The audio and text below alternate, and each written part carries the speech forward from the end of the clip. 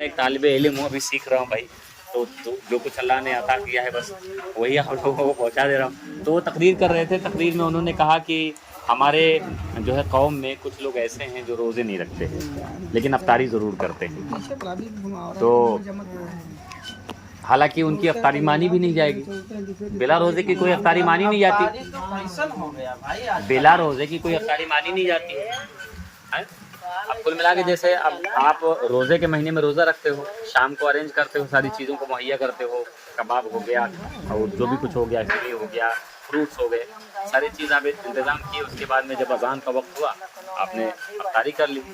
तो जब इस बातों को उन्होंने कहा तो मैंने माइक में बोल दिया कि हज़रत अब इसी बात में मुझे एक शेर याद आ रहा है। किसी ने कहा था कि ये दुनिया है, यहाँ थोड़ी सी मक्कारी ज़रूरी है, भले रोज़ा ना रखो लेकिन अफ्तारी ज़रूरी है। बस माअज़ल्लाह रब्बिल आलमीन। आपने ऐसा क्यों बोल दिया? हमने कहा ये उन लोगों के लिए शेर है, ये आपके लिए मैंने नहीं कहा है, ये उन लोगों के लिए कहा है जो रोज़ा नहीं रखते हैं और अफ्तारी की चाह रखते हैं। तो थोड़ा मतलब खामोश हुए। तो ऐसा है कि कुछ लोग ना समझ की बुनियाद पे भी लोगों को ऊपर ब्लेम लगाते हैं। वो गुस्सा है कि हमसे बोल भाई लेकिन पूरा खत्म हो गई स्टेज, लेकिन बोल नहीं सका बंदा। तो ठीक है, अपना बोले बेहतर है। लेकिन मैंने जो बात कही है, मैं अपने इल्म के मुताबिक मैंने इस बात को इसलिए कहा कि जो लोग रोज़ा नहीं रखते हैं ये उन पर जाके इफेक्ट होता है, हमारे में नहीं होता। हम रोज़ा रखते हैं। तो अभी ये बहुत सारी चीज़ें हैं भी आपस में असर करते हैं। एक बार एक प्रोग्राम में और गया, मैं आपसे बता रहा हूँ, तो वहाँ पे एक टिफिन में बकरे का गोश्त आया था और बाकी में चिकन था। और मेरी आदत ये है कि मैं चाहे जहाँ जाऊँगा, चाहे अपने सगे वाले के यहाँ जाऊँगा, पूछ लूँगा भाई मटन लाए कहाँ से हो, ज़बा किसने किया, तो मैं खाऊँगा, वरना तुम्हारा चिकन तुम्हारा गोश्त तुम्हें मुबारक हो, मुझे हराम नहीं खाना। तो वहाँ पे पता चला एक मौलवी साहब बगल में हमारे थे, देखें बकरवा है तो कहा इतना जल्दी फट से पूरा ही का भतो सी मूंद लीन। दूसरे मौलवी साहब कहते मैं कटोरा में यार सोच रहा बकरे के तू खा गई होगा। अब देख लिया, मैं सांस नहीं लिया, कुछ बोला नहीं।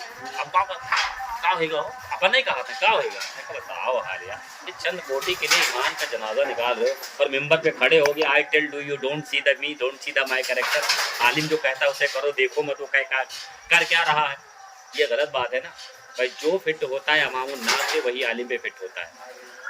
बस फर्क इतना ये है कि जो आदमी इल्म नहीं सीखा है। अब सुन लो, एक बात हम कहा जाए, आप एक काम करो, जैसे 5 से 10 लोग रहे, जैसे तबलीग जैसे तबलीग के ने कभी एक बार समझाओ, क्या समझाओ, ये क्या समझाओ ये समझाएंगे, समझा देंगे, ऐसे ही समझा देंगे। एक दिन और एक शादी में गए रहे, हमारे मामा के लड़के की शादी रहा, तो मैंने उससे पहले कर लिया कि मैं बारात तो जाता नहीं हूँ लेकिन तू ज़्यादा खास आदमी है तो पहला नंबर याद रख लेना कि गोश्त कौन काटता है, बकरी ज़बा किसने किया है, ये सारी चीज़ें अगर सही होगी तो मैं खाऊंगा, वरना तुम्हें मुबारक हो, तुम खा लेना।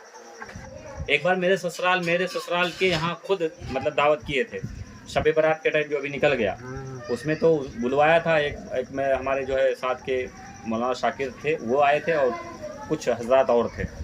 तो अब ये हुआ कि ये लोग महाराज से बकरे गोश्त लेके 3.5 किलो, और कितना लोग रहे, हम रहे, शमसुद्दीन रहे, शाकिर रहे, एक जना और, 5 लोग थे। 5 लोगों में 3.5 किलो गोश्त गया था। कहीं मौलवी खौआ तो होता है वैसे, देखा धर्म कब पड़ जाई तो उतने में लेके चला गया। अब 1 बजे तक प्रोग्राम हुआ। अब प्रोग्राम होने के बाद में सब मार के भलभलान जलजलान है, बड़े खुशी मारे चला आए सब। हजरत अब धो वो फटाक से यहीं बैठ के खाई लो। अल्लाह सब पल्ले टोले लगाए दी और कटोरम गोश्त लाए रख दी। तो हमने कहा हियो इंसाफ तो माँ मतलब मेरा साला है, बाद में पूरा फात के होना हमें मालूम रहा।